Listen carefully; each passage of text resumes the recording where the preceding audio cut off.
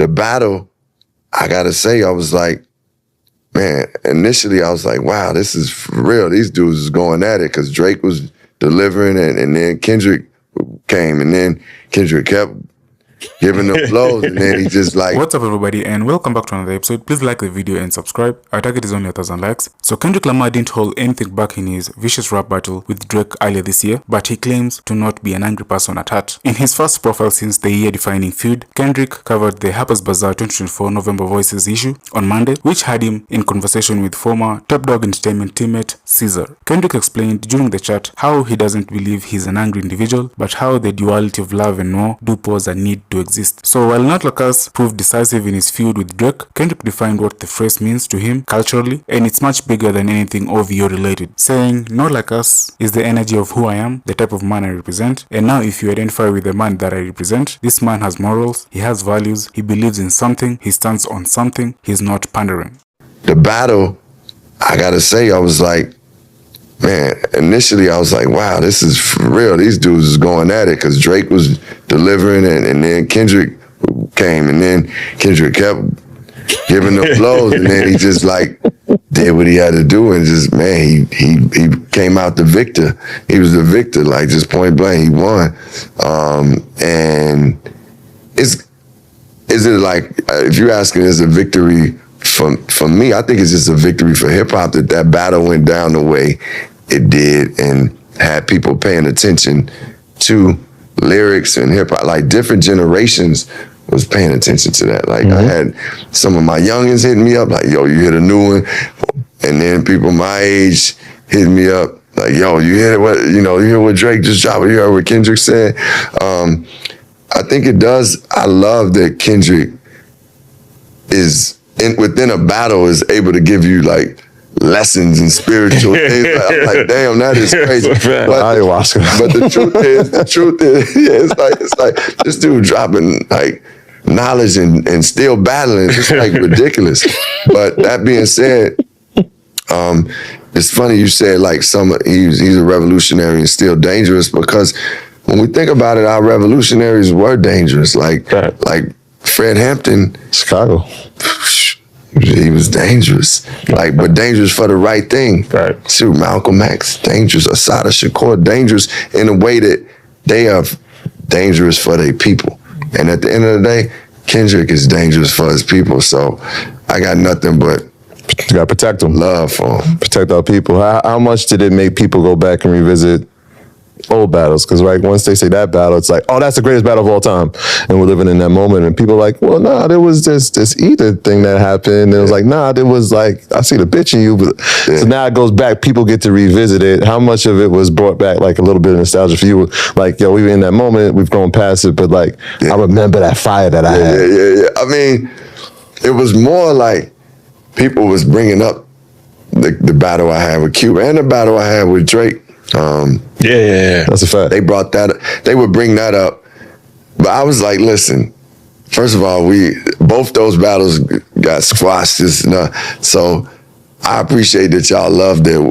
We had the battle. I was warned at that time, but I'm just watching the battle now. So don't drag me in it. Somebody was like, I was like, no, don't drag me in. I'm good, man. Let me watch this and just enjoy it, because they both going at it. And I think it was, I would have to say, man, it probably was the greatest battle we've seen. And even if you feel something else was back in the time, it's still one of the greatest. Like, it's like, it's right there. It's because that back and forth, you didn't have that much back and forth, like right direct and have all the artwork to go with it. And it was levels to their battle. Well thought out, videos were shot. Yeah. What else is happening out there? Spotify responds to Drake's suit, right? Yeah, they did. They did. They just denied everything, basically. Just a denial. Yeah, what they gonna say? Yeah, we did that shit. We're not in business. We haven't had any bots and shit like that.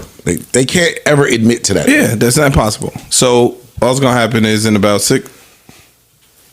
4 months, Mr. Graham and Spotify have come to an agreement for an undisclosed amount of money. That's what's gonna happen. Drake's still making music, dog. True. So they still got to have some sort of a business relationship, I think. You disagree? I don't know if that's for certain, like it once had to be. Remember when all them white people was taking their music off Spotify?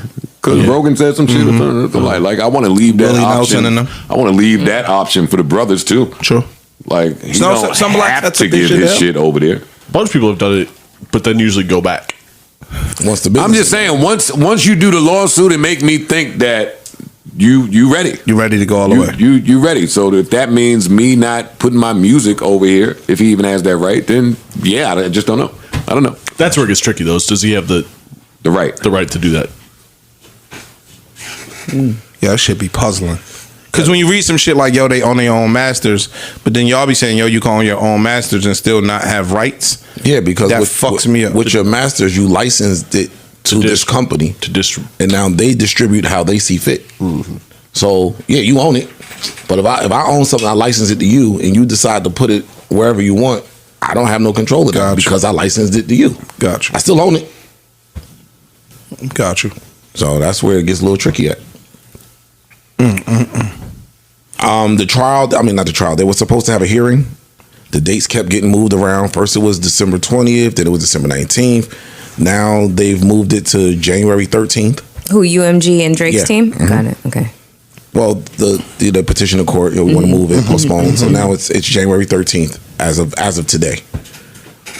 So I guess we'll just wait and see what happens with this. Ain't shit gonna happen on January 13th. They're gonna walk in there and set a new date. Yeah. Drag this out a little bit. Wonder what that nigga paying an hour. Who? Drake? For his attorney? It's above my pay grade. Yeah, them niggas is kicking my ass in my little 700. Them niggas is whooping my ass. You be in that bitch all day. Antoine. 700 an hour, Joe? It was an amazing performance. Everybody saying Kendrick got his work cut out for him.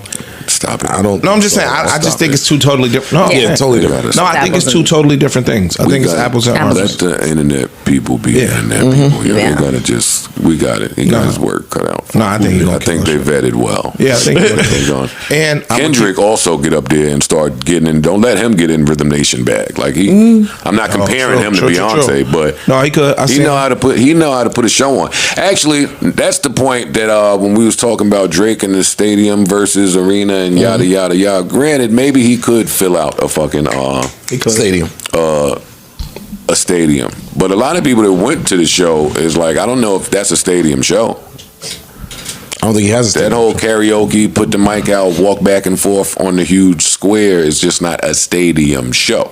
So Kendrick, we've seen. I'm not worried about what he. It's a lot involved in the stadium show, bro. It's not the same. It's levels, bro. I was watching a bunch of them clips from Chris Brown going over to Africa doing that show. The stadium. I was just about to say Jay-Z or whoever the fuck got to get over it. I was looking for the after party photos and pics and videos. They had them. They had them. They ain't come across my feed. Yeah, but no, Jay-Z and them, whoever the fuck is out here picking the people, they got to get his boy his shot. Because I think after watching Beyonce get up there and get busy, the only other person I'm like, yo, they got to get this nigga Chris Brown a shot. Never happens. No, I don't think he give a fuck either. I don't either. If he just gonna go figure out new ways to be seen, I could just go do it. Then fam, he was flying around that African arena like a jetpack was on his ass. Yeah. So it was 90,000 people in there. Two nights in a row. Back to back nights. Wow. I don't know what kind of cameras Netflix had, but the game looked a little different. Did it? I'm like, I got the 4K.